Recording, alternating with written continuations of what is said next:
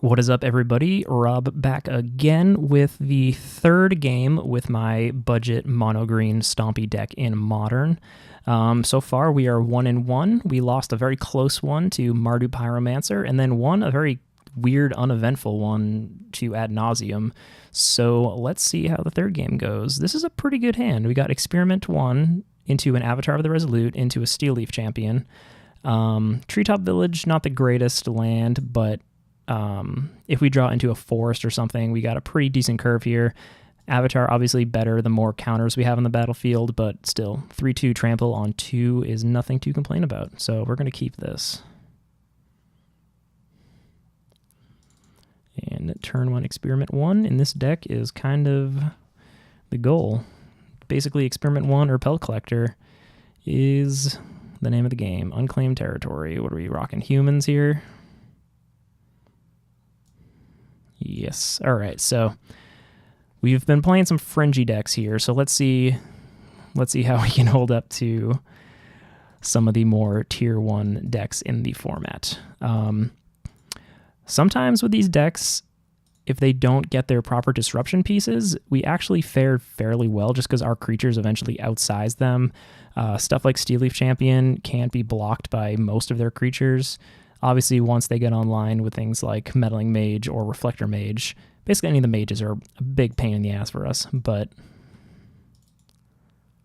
next turn, we're going to have a 3-3 and a 3-2. Champion of the Parish, all right. I'm going to do Kitesail Freebooter.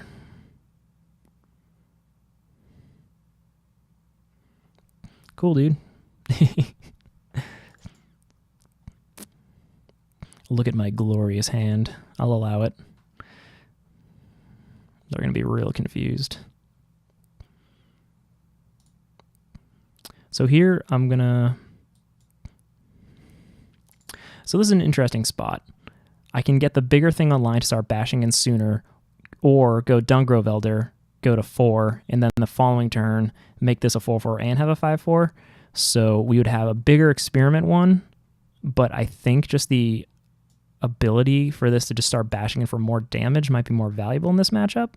So definitely going to play this. They could double block something here and only lose one of these, but if they want to double block, that is something I am 100% okay with. Yeah, figured. Getting a Champion of the Parish off the battlefield early in something like this is pretty key, and I didn't expect them to want to allow that to happen.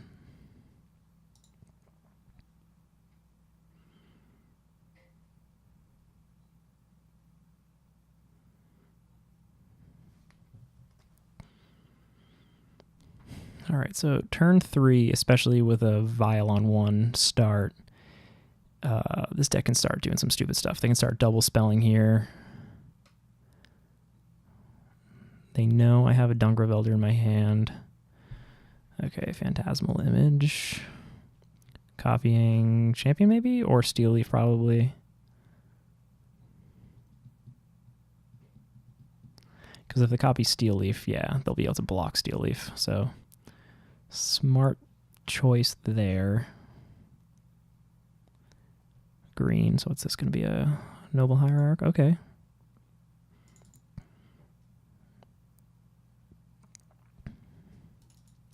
So we have to assume they still have a 2-drop in their hand to make Champion of the Parish a 4-4.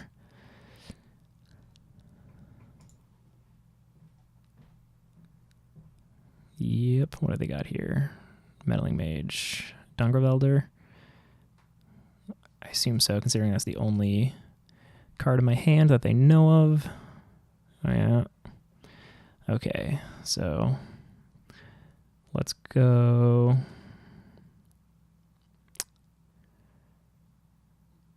So I could attack in here, force a trade,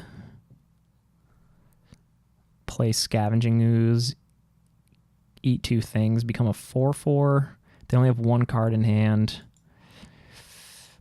I think we want to be proactive in this matchup. There's no way we're going to win if we let them increase their board presence. So this is a pretty safe move on us. So let's exile theirs. Let's exile Steel Leaf and pass the turn here. All right, so they're going to have 2 draws. It'd be great if they drew another Ether Vial or a land. Basically, anything that keeps them from building their board presence. It's kind of a bummer we don't have any main deck removal. Some of these decks play like Prey Upon or some like cheap fight spells, but I want it to be more aggressive in my build, so I did not. Okay, so the champion and lieutenant combo draw. This is going to be tricky for us. So I think a Gulta is probably going to be our best draw. Thrun's never a bad time, but he's not huge. So let's see. If I attacked with everything, the champion would eat something. This is rough.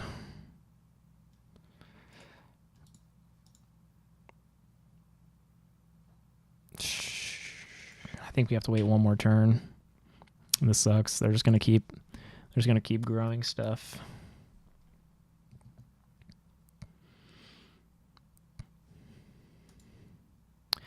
So let's see. So Torpor Orb is like our sideboard card against this deck. It turns off a lot of their enter the battlefield effects, which is pretty key. There's probably an argument to bring Beast Within to kind of remove some of the problematic creatures. Let's see. Rancor, that's pretty interesting. So we could Rancor up. That's a bummer. Dungrove Elder would be pretty nice. So we could Rancor up a Thrun. What's the most disposable creature here? I don't care if this dies. I could regenerate it, but I'd rather keep it in combat. Let's get silly here. This is probably not the best move. He can eat this, eat this, eat this, eat that. Literally any of these creatures now are basically dead. He's got a 3 mana in play there. All right, the Scooz is the good one he wants to eat. 3 mana, what play here? So the good part of this matchup is to just, with the exception of champion, our creatures are going to just outbody his. So he's going to be put into a lot of situations where making kind of unoptimal choices. So now, I mean, unless there's some kind of play with the Vial here, killing the Meddling Mage will be pretty clutch. We'll be able to get our Dungrove Elder back out. I'm starting to think there isn't a better play here because the blocks, he's taking a lot of time here to figure out what kind of blocks. So that's what's making me think. Okay. So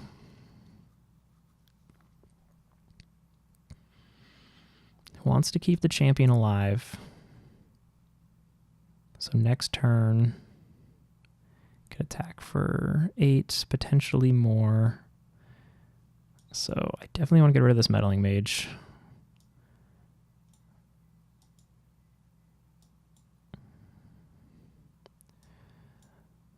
All right, so being the aggressive one in this matchup is starting to pay off.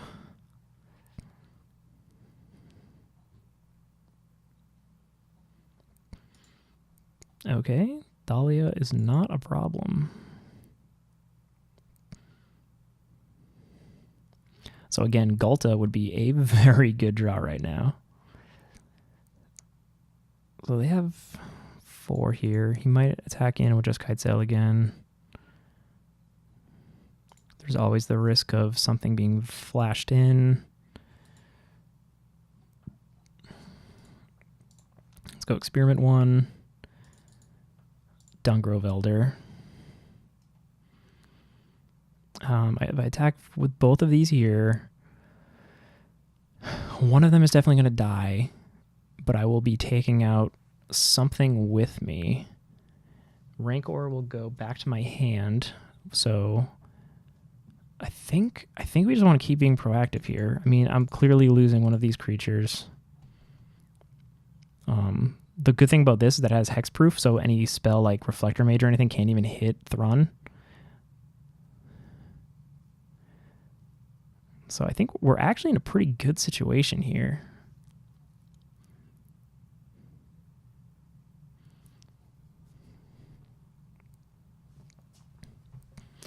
So this was without any even pump spells. I mean, imagine if we had an aspect of Hydra or something crazy.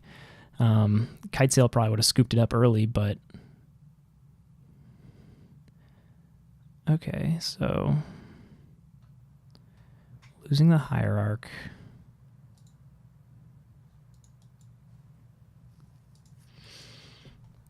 We're gonna Rancor up. Thalia, you silly woman. Okay, so...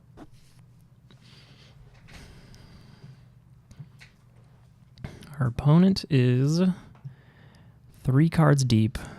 There's got to be... I don't know what they would have that they wouldn't play. I mean, maybe they were hanging on to more freebooters or something like that. So if they don't attack here, they clearly have something else to block with. So... I think the smart move for them would probably just be... Okay. Yeah, so they could be bluffing here that they don't have an additional creature. This is a good draw. So 4, 2... So they have 3 things. We could turn on Treetop Village, Rank or something. So...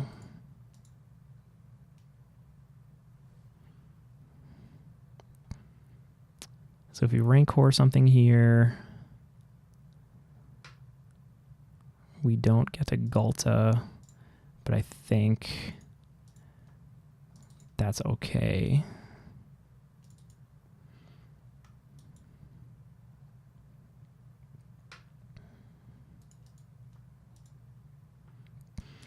If they don't have another creature, we got it. I doubt it. And by I got it, I mean we don't, because Experiment 1 is only a 2/2. And they could easily let that through, go to 1.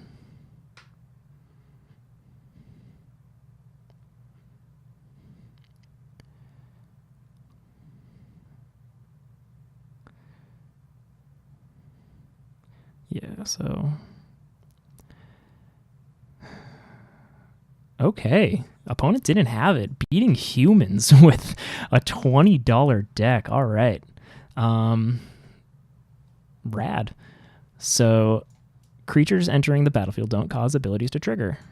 And this deck is based around that.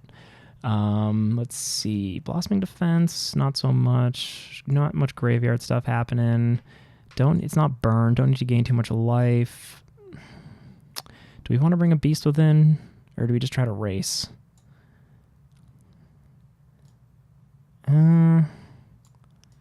Maybe 1, just in case something gets out of hand. Like, their Champion of the Parish there was getting pretty big. So having a clear answer. Maybe take out 2 of the Dryad Militants. They're not doing any stormy, graveyardy stuff. We got plenty of 1-drops already. Scavenging Ooze did work. Let's run this back.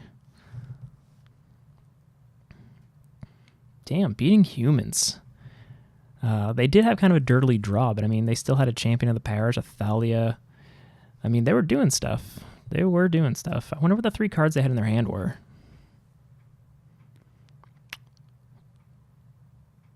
I have no idea. That's weird. You'd think, unless they were just holding a bunch of lands in their hand, but I mean, I understand keeping a couple lands in your hand to bluff that you have spells or something.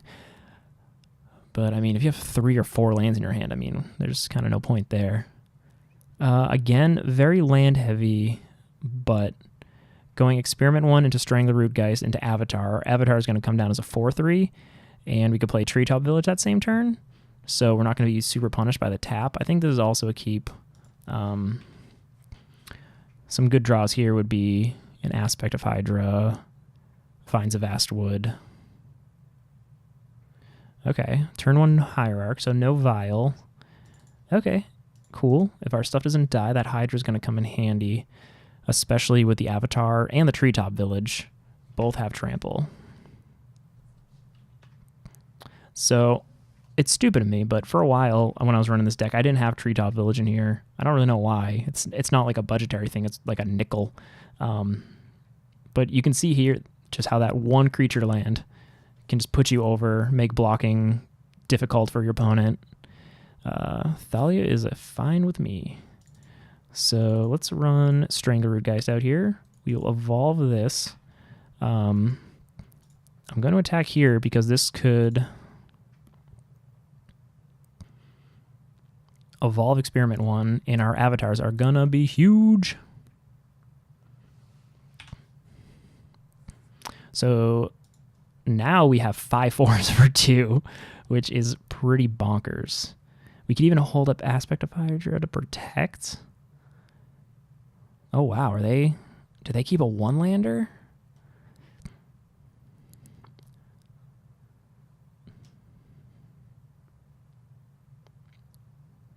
Playing another Hierarch maybe.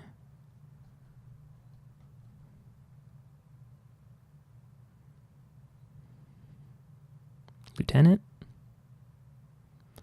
Protection from black and red. Whenever another creature enters the battlefield, you gain 1 life. Okay. I mean, they'll gain a little bit of life if they're 1/1 that... I feel like we're playing against opponents lately that don't fully understand how to play their decks. This card against a mono green deck, it can't block, and they're going to gain such an insignificant amount of life. It's kind of silly. So we play Avatar here and evolve Experiment 1.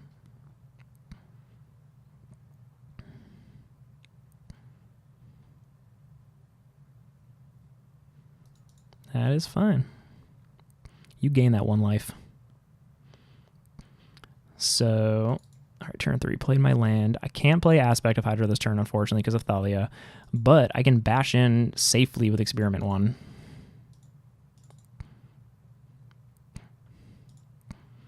Next turn, we have a 5/4. Our Avatar will be pumped potentially by 5 with an Aspect of Hydra. Honestly, a Forest would be a pretty good draw for us right now, because next turn then we could go Avatar again.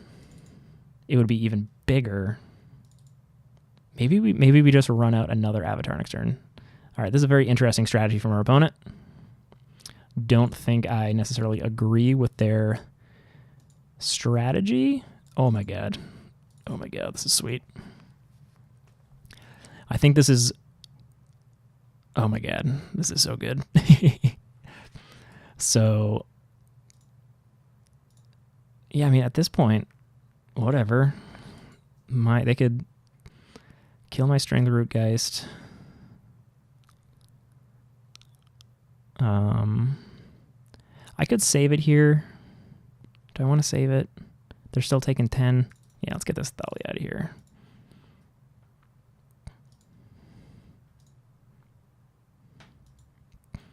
So next turn, unless they have some kind of clean answer, I don't know what they could have for 3 mana.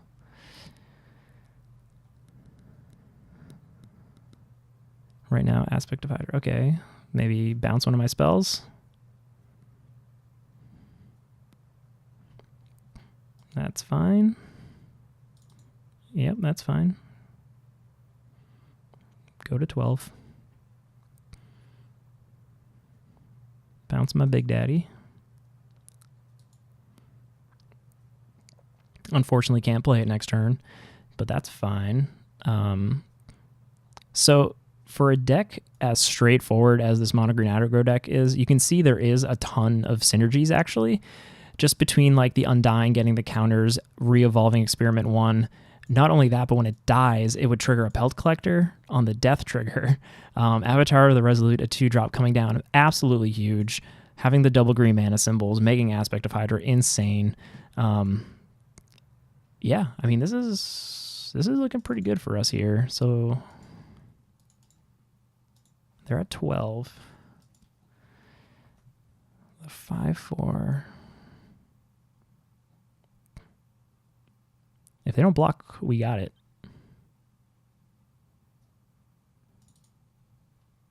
I only have to pay 1 for this.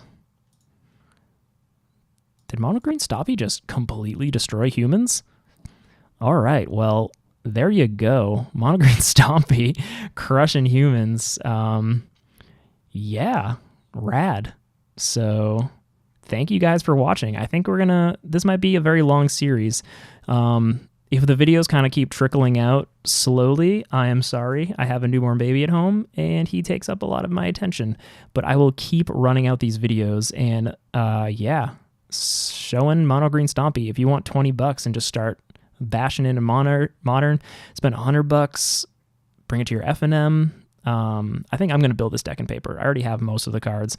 So yeah, if you like what you see, like and subscribe, share these videos. We're trying to get this channel off the ground, and every view helps, and every thumbs up and every subscription totally helps. Thank you guys.